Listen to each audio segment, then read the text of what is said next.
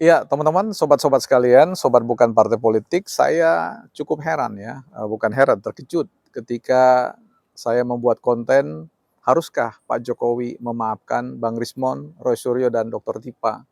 Dan ketika saya scroll ke bawah dan membaca komentar-komentar yang ada, saya sangat terkejut. Ada satu nuansa kemarahan yang tak bisa lagi diredam agar supaya Pak Jokowi meneruskan langkah hukum untuk terus berproses di pengadilan. Dan ini menjadi sebuah catatan bagi kita untuk mengevaluasi kepribadian bangsa.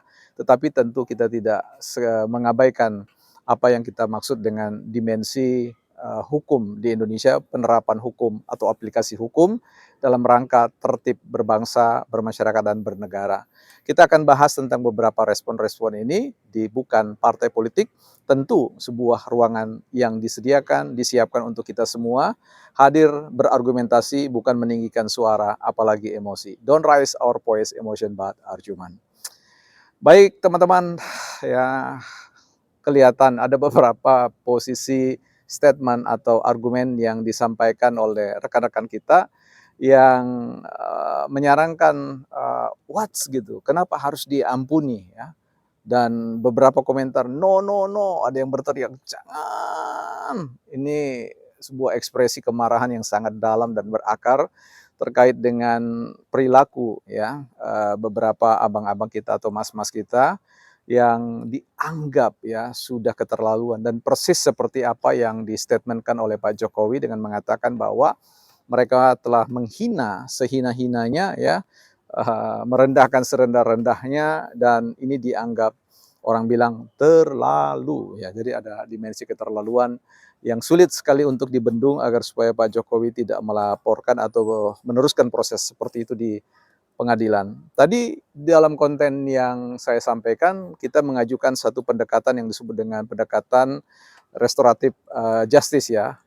Jadi dia berpikir tentang salah satu pendekatan hukum yang sebenarnya legal ya. Jadi ketika kita bicara mengajukan tentang restoratif justice atau bagaimana pemulihan atau perdamaian yang ditempuh bersama dalam rangka untuk katakanlah healing ya bagi masyarakat, bagi seluruh pendukung dan bagi masa depan Indonesia untuk menghadirkan bahwa masyarakat Indonesia itu adalah masyarakat yang pemaaf dan sebagainya. Tapi sekali lagi statement saya ini tidak mengabaikan atau kemudian membelakangi aspek hukum. Semua kita kembalikan pada Pak Jokowi sebagai pihak yang merasa dikorbankan. Tetapi sekali lagi kalau ditanya statement saya, jelas saya akan tetap berkata, jika masih bisa diberikan ruang maaf, mengapa tidak? Tapi kalau tidak, ya saya kira pilihan untuk maju ke pengadilan adalah sebuah pilihan yang konstruktif ya.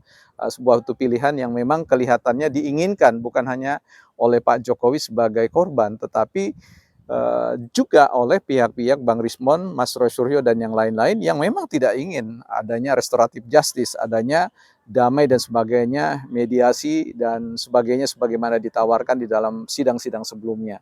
Karena itu memang pada akhirnya kita harus berbesar hati untuk melangkah pada step yang berikutnya adalah persidangan. Karena saya mencoba untuk menilik beranda-beranda dari akun dari Bang Rismon itu menunjukkan ternyata beliau mengambil satu posisi untuk tidak mengambil jalan restoratif justice yang artinya memang fight di pengadilan dan ini menjadi sebuah apa ya sebuah tontonan bukan hanya tontonan yang sifatnya entertain tetapi edukatif ya bagaimana kita belajar banyak dengan apa yang terjadi pada ruang-ruang publik kita, khususnya kalau berkaitan dengan persoalan kontestasi politik. Karena sekali lagi, pertaruhannya sangat besar. Ini bukan hanya menyangkut tentang pertaruhan Pak Jokowi dan keluarganya, tetapi ini pertaruhan bagi bangsa dan negara.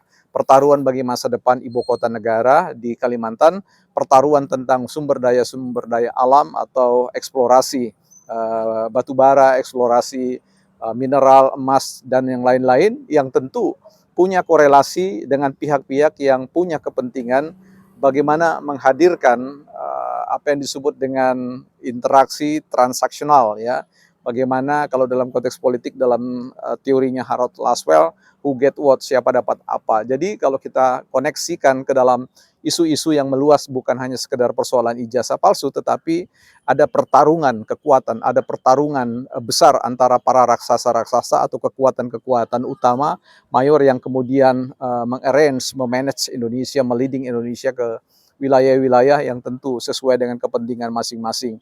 Jadi saya kira ini bukan hanya persoalan relasi antara Bang Rismon dan yang lain-lain dengan Pak Jokowi, tetapi sekali lagi relasi kekuasaan yang bukan hanya datang dalam konteks politik, tetapi dalam konteks ekonomi, budaya, dan yang lain-lain. Sehingga bukan partai politik pada akhirnya mengambil posisi, tetap memberi ruang maaf bagi itu, tetapi sekali lagi posisinya ada pada Pak Jokowi ya. Pak Jokowi yang paling tahu bagaimana Indonesia ini, bagaimana masalah ini, bagaimana kepentingan pribadinya, kepentingan anak cucunya di kemudian hari.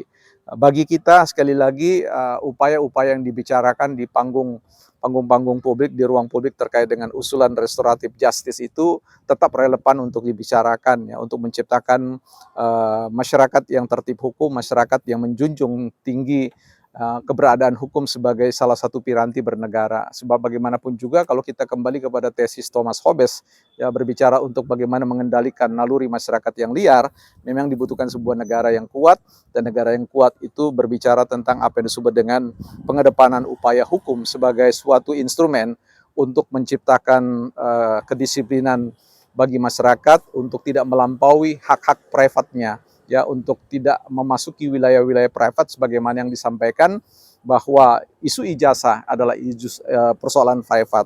Dan di sini kita lihat bahwa pertarungan ini tidak akan selesai sampai di sini, sebab bagaimanapun juga ada pihak-pihak yang kemudian memasuki wilayah privat dari apa yang disebut dengan track record, sejarah, jejak perjalanan studi dari Bang Rismon yang hari ini juga sudah mulai diotak-atik untuk dipertanyakan keabsahannya. Apakah Bang Rismon adalah seorang doktor yang memang lulusan dari institusi yang bernama Universitas Yamaguchi, yang oleh beberapa pihak seperti Joshua Sinambela sudah mulai memposting beberapa keraguan-keraguan tentang itu dengan penyebutan si pakar ya.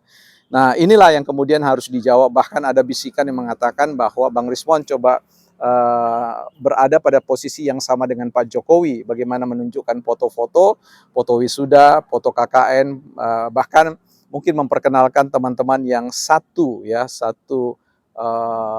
perkuliahan dengan beliau, sehingga ada trust publik tentang persoalan itu.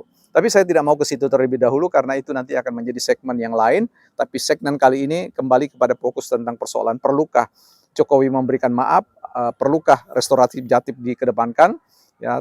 Itu semua jelas sangat dibutuhkan. Tetapi sekali lagi kembali kepada pihak-pihak yang bertikai, yang bersengketa satu dengan yang lain. Dalam hal ini bukan hanya Pak Jokowi dan juga bukan hanya persoalan Rismon dan juga Roy Suryo serta yang lain, tapi publik, kita-kita yang kemudian terhisap dalam satu diskursus dinamika konflik yang tak berkesudahan sampai hari ini. Karena itu kita lihat saja, masing-masing boleh berpendapat, menyampaikan usulan, tetapi semua kembali kepada Pak Jokowi dan keluarga, bukan partai politik.